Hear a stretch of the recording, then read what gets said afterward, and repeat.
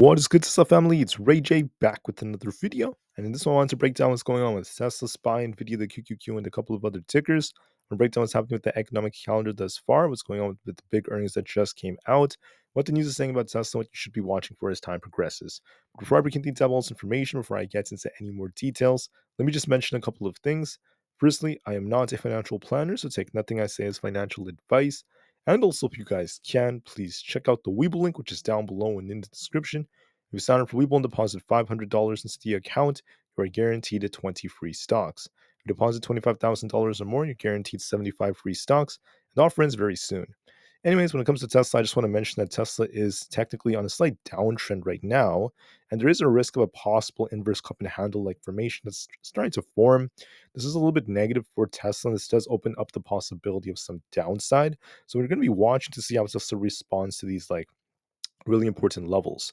So I'm going to break down the charts a little bit later into the video. I first want to talk about some news and earnings and stuff, and I'm going to also talk about SPY and the QQQ and how this all relates to Tesla. But first, let's talk about some data. So tomorrow is going to be a very, very minor data day, except for 10:30 a.m. Eastern Standard Time. In the morning at 10 a.m., we have new home sales coming out, which is very minor, shouldn't really cause much of a move. But at 10:30 a.m., we have the Dallas Fed Manufacturing Index. This is an hour after the market opens. This might cause some volatility, so watch for that very carefully. Then we have the 2-year and 6-month bill auctions coming out at 11:30 a.m. Watch for volatility, and besides that, that's pretty much it. But at 10:30 a.m., we have the main piece of data. This might cause somewhat of a move.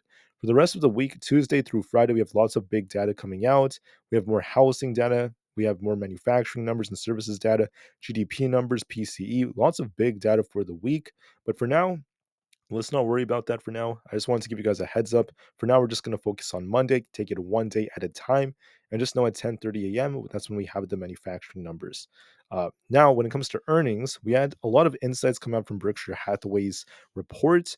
It already came out, but later on, we do have more stuff coming. So most of the earnings for the week are quite minor. Some of the biggest ones have come out, like Berkshire Hathaway. We'll be watching Zoom after the market closes tomorrow, and Unity.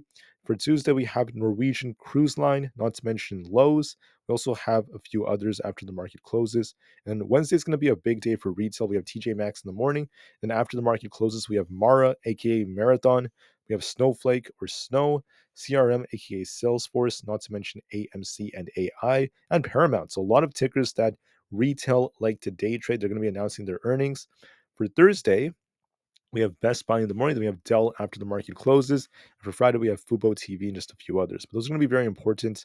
But just so you guys know, there's nothing as huge as like Apple's earnings or like Nvidia's earnings for the week. We did have Berkshire's, which is pretty big, but this wasn't like that insane. I want to break down a couple of things about it. So Berkshire just announced their report, and they actually saw operating earnings jump 28% in the fourth quarter. But we're looking at a record of cash that they're holding. For the fourth quarter, they held $167 billion in cash. Their overall report was a little mixed when it comes to some sectors. So basically, some sectors, such as like energy, kind of like declined. Insurance underwriting surged to 848 million, doing very, very well. But what's more important is the overall number. You can see it right here. For the full year, earnings, their profits came out to be about $96 billion. But they want to look at like different fluctuations from past results to give us more insights. So there's more details about their revenue, but I just wanted to break down the main points. It was pretty good overall, with some shifts here and there. Now, a couple of things to take away from all of this information. Unfortunately, with Berkshire announcing its earnings, they did relatively well for the overall number, but there were some things that Warren Buffett did mention. He said basically that their cash holding, so the cash and treasury holdings, is far in excess of conventional wisdom, of what conventional wisdom deems necessary. But he mentioned that it's very important for them to be very conservative when it comes to their views and to be very careful where they put their money in. Now, they also mentioned that during the 2008 financial crisis, Berkshire did not rely on commercial paper, bank lines, or the debt markets. So the times right now are very different from that of 2008. Just because they're holding more cash, it does not mean that they think the market's going to crash. At least that's what they claim. So it is what it is, guys. You can interpret this however you want, but I just wanted to mention all of that. Besides that, we did see some disappointing results from their energy. Energy savings declined about 40%, by the way, to about $2.3 billion. Many said that that was a little bit disappointing, but it is what it is. When it comes to Tesla, I'm seeing a lot of news coming out. The headlines are saying that Tesla beating BYD after its awesome legacy and such. It has very low costs and it's unveiling a $233,000 supercar, which is going to rival Ferrari and Lamborghini. I do find it very interesting how these headlines are constantly, praising BYD and they're just constantly criticizing Tesla. They're calling it the Tesla beater, this and that, which I find kind of funny, but it just shows their biases. I mean, this is all over the big headlines. The Tesla beating company is doing this. The company that beat Tesla is doing this. It's this and that. You have to understand that, first off, we don't have to compare every single one of these EVs left and right. Secondly, you don't have to just because BYD is doing well, which is great, you don't have to make it seem like Tesla's doing bad as a result of it. They just like to make money off clicks and such, and plus it works based off their agendas and such. So I just wanted to say that, guys. I mean, it is what it is. I'm still seeing a lot of criticism as a result of this, but we just have to move forward despite that. There's also some news coming out that Tesla's been asked to start construction of the Mexican factory in March. Despite what Elon Musk has been saying in the past about the high interest rates, so they're asked to start construction ASAP. We're seeing a lot of incentives for them to do this from the Mexican government, and we'll see if Tesla ends up doing so. But I do believe eventually they will start and may happen very, very soon within the next few months. We're just waiting to see when we're going to get the heads up and the big announcement, which could be a good piece of news for Tesla. So we'll see what Elon Musk and the team has to say about this. During the latest earnings report, there were some things said that led to like ambiguity about this getting started soon. So we'll wait and see how it goes. And besides that, there are Tesla executives hoping to have the Tesla Cybertruck on sale in Canada very soon, which could be very useful. There's a big market there. So hopefully that ends up being the case. Pretty cool stuff. Besides that, let's now talk about the share prices. Tesla had about 79 million in volume, so volume is coming down a bit. And despite that, the short volume did go up just slightly to about 45%. Tesla also had a neutral rating from Daiwa Capital. The price price ratio is dropping because Tesla's losing some strength compared to the market. So it's not looking as strong as what it was looking like a couple of days ago, unfortunately. And then finally, when it comes to seasonality, Tesla is green about 53% of the time on Mondays, but it happens to be red about, not red, but green only 51% of the time on Tuesdays. So some shifts right there. Look for volatility around 2 and 3 p.m. Eastern Standard Time. Historically, January tends to be strong and February tends to be weak. So far, January was very weak for Tesla. We did try to make a comeback in February, but now Tesla's showing some weakness again. This is still aligned with the trend, so just be careful. And besides that, excuse me, besides that, their earnings, the estimates are still very strong. Now let's talk about the share price. So when it comes to Tesla, we have kind of like this cup and handle like structure. We are looking a little bearish. Going to be looking for a back test of 192 as resistance, and then basically a move back down to 190. If not 188, I do think Tesla might start sinking a little bit lower because of the overall market, just temporarily. This does not mean Tesla has to crash forever. I'm not saying the market's going to crash. Just because I do anticipate some retracement coming, it does not mean I'm saying it's a big crash, unlike other people out there. I think that the market is due to retrace a bit, but we'll have to see how we end up reacting to support to determine if this is a bigger shift in the trend or if anything else is going on like that. So for Tesla, watch resistance at 192.5, 195 to 196 above that, 198, and then 200 above that. For support, watch 190, 188, 186, and 184. I think that Tesla might rebound a little bit, back test 192, and I think that there's a very good chance it's going to come back down towards 190 and eventually 188. Now, I'm saying this based off the current trend. We do have this cup and handle, an inverted cup and handle, technically. And on top of this, we did end up losing the 4-hour 50 EMA, which is a sign of weakness. So I do interpret this as not looking the best for Tesla. You could also interpret this as kind of like a slanted, head and shoulders.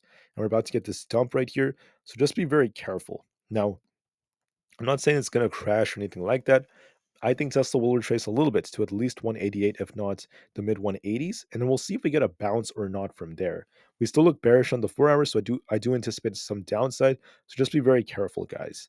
Now, what about for SPY? What do I see on SPY's charts? I see something very similar. I think that SPY was very bullish for the last couple of trading days, pumping like crazy, but it didn't really get much of a retracement. We basically hit 507. We have resistance at 508.5 and 510. We have support at 505, 503.5, and 502. So, in my opinion, SPY might rebound a little bit, then make its way down towards 505. I think we might be testing that very, very soon. And And if that fails us, I mean, it really depends on where the 20 EMA is on the 4-hour time frame. It is trending upwards, so maybe it's going to be very close to 505 by then. But I think we might test that, and then we will see if we bounce or not. If we fail to bounce, 503 is coming next, and 500. If we do bounce, we're going to be fine. But at the very least, I see SPY coming down just a little bit, so watch and see if that ends up happening. I look for a little pop and drop, look for a little retracement, and see how it reacts to 505, if not 503. For the QQQ, same thing. Basically, we got this nice liquidity sweep that emerged on it, and the trend is starting to shift. We have two critical supports, 434 and then 432. So I think that the QQQ is going to like pop a little bit and make its way down to 434, and eventually 432, which is where we have this gap to fill. It looks a little bearish to me. We have this nice little liquidity sweep coming, then a nice rejection. So I anticipate that the QQQ is going to most likely pop and make its way down slowly to at least 434, if not lower levels, and we'll see how it does after that. I do anticipate some downsides, so just be very careful and make sure you watch these levels. So we have 438 is resistance, 440 is resistance, support at 435 to 434, 432, then 430. Look for a pop and then a drop that's coming soon, and we're going to be looking to see if this thing ends up coming down. And once again, guys, we're seeing the same thing on the 4-hour time frame. I am anticipating the same move. For the notorious Nvidia, Nvidia looks like it's going to turn a little bit lower. We're going to be watching to see a back test of a liquidity sweep. So watch and see if Nvidia gets a little pop when we open. So do we see this thing essentially pop up like this, get a little push before it comes back down? That's typically what happens, just like right here. See how they grab liquidity, then they pushed it down. It might push up, grab the liquidity, get close to 800, maybe a little bit lower, then reject, in my opinion, come back down towards 776. If that fails us, we could drop a little bit lower towards like 770, followed by 765. So watch for a little push, a pop, and a drop right after. Watch that very, very carefully on Nvidia. There's a very good chance it may continue to do so. Look for a little pop and drop. If we lose 770 flat, so 776 and 770, we could be on our way to about 758 below that, because we also have our 20 EMA. It might be trending upwards, so maybe it's going to be close to like the 760s, very low level around there, if we end up losing 776. So there's going to be a risk of it coming lower. Look for a little pop and drop on Nvidia, and that might affect the whole market, especially on the QQQ. For Apple to me is looking a little bearish, but at the same time, we have a potential inverse head and shoulders that could be developing, unless this is a trap. So let me clarify this. So basically, if you like Apple, we have a nice inverse head and shoulders, right? But for the right shoulder, so we have a left shoulder, we have a head. For the right shoulder, it's going to come lower to 181.36 most likely. Apple looks a little bearish to me. Now, just because it comes down, that doesn't necessarily mean it has to bounce, because these patterns don't always play out. Sometimes they are traps. So you have to be watching, do we get a really nice bounce around the 181 range and start pushing back up to 184? If so, the inverse head and shoulders could play out and this could start pushing. If we lose 181.36, you have to hold 180, because if we hit that, we're going to invalidate this inverse head and shoulders. It's going to be a trap, and this thing could start sinking to 178. So watch for this big test where this yellow line is. See the yellow line? Watch and see if Apple gets a bounce there or not. That is going to be pivotal for the share price. That's it for Tesla, SPY, the QQQ, and the others. Now let's just talk about a couple of others real quick. For Rivian right now is on a downtrend. Watch and see how it holds 10. It's looking kind of weak right now. Could continue to sink. For SoFi, we're looking a little bit weak. I see $8 as well coming to it. I'm going to be watching to see how well it holds. I do see a little rejection here and some potential downside. Now for ARM, this is actually a very, very important stock, because it is technically speaking on a slight uptrend. But notice how it moves in waves. So it like pushes, comes down, pushes. It looks to me like it's going to come down to 120, and we'll have to see what it does. If it rejects off 128, if it bounces off this, it's going to push higher. If it loses this, we're going to be retracing towards 125 all over again. So watch and see just to be safe. For super micro, okay, this is showing some weakness to me. We're going to be watching 818. I think it's going to be coming all the way down there. If we lose that, watch 800 and then 775 below that, followed by 750. I think that this thing is looking a little bit weaker. We'll see how well it holds 818. It might retrace and test 818, and we'll see if we bounce or not. But if we lose it, we could be losing 800 as well. So just be careful. Expect a little retracement. For a Palantir, a little retracement may be coming. Watch this wick down here at 22.5. If we lose that, 22 is coming, followed by lower levels. Looks a little bit weak. To be bullish, you want to break 23.8, but there's a very good chance it kind of fails since we just lost both EMAs. So watch that very carefully. For the Russell 2000, I just want to mention that this is looking a little weak. Not that weak. I think it might test 198.9, and then we might just shuffle around this area. If we lose this and we get a 4-hour close below it, then we could sink all the way down towards our next target, all the way down towards 197 and lower levels like that. Otherwise, it's just going to shuffle. So look for a little drop in sideways price action. But if we lose key support, we're going to be dropping down towards closer to 195, 197 to 195. So what do I think it's going to do? I think it's going to retrace a little bit. It's going to retrace a little bit more towards 198.9, then shuffle. It likes to shuffle, and we'll see what it does after that. For Carvana, it pumped very hard without any retracement. Could try to pop again one more time before it comes back down, but I think it's going to be coming back down to earth a bit to 65 and eventually 59.1. I think this might be tested. So look for a little, drop. For Microsoft, we have a very beautiful setup. Now this is looking a little bearish right now. I see it testing 407, but at the same time, check this out, guys. Hopefully, excuse me. Hopefully this is not like hard to see. Just like this. So notice how this is kind of like resembling a left shoulder. This is like a head. This could be like a right shoulder for a head and shoulders. This suggests that this might be testing 407, but we have to bounce off this to invalidate this and start pushing higher. If we lose 407, a bigger drop could be coming all the way down to the 400 area, if not 397. So there's a risk of downside on Microsoft, so please be very careful. There's a possible head and shoulders. It does look like it's going to test at least 407, if not 402 and 400. So it looks bearish to me, but just to be safe, watch your levels, watch your EMA at 407, see how it reacts to the test, and just know it has a bearish formation. AMD looks like it's going to test 173.5. If we lose that, 170 is coming, so there's going to be a risk of some downside. For the VIX has that gap above to fill, but we haven't really balanced yet. Sometimes it's just very, it just reacts to what S&P 500 does. We have to break 14 to turn back up. If we fail to do so, we're just going to remain weak. We'll see if this thing could break above 14 or not. So watch for that very carefully. For the dollar index, watch 104.09. It looks to me like it's going to test it. If we break this, we push higher. If we fail to do so, then it is what it is. For Coinbase, to me, it looks a little weak. It might come down towards 160.79 and then bounce. We'll see if it bounces or not, but I do see it dropping a bit towards 160.79. For Google, we're very stationary, very sideways, might just shuffle around the 145s for now. If we lose 144.23, we turn bearish, and then we should be expecting 142. If we hold above this, we might just continue to shuffle in this range, just trading sideways in the 145s. Okay, for Amazon's on a very nice uptrend, but we have resistance at 175. We hit that many times. And every time we hit this, we tend to kind of like reject. So watch 175. If we reject, watch 172.29 and eventually 170. If we hold it, we could be fine, but I do anticipate a possible rejection. So just be careful. But we'll have to wait and see for confirmation. Meta should be testing 479 very soon and eventually come down towards 475 to fill this gap. So I do anticipate some downside on Meta.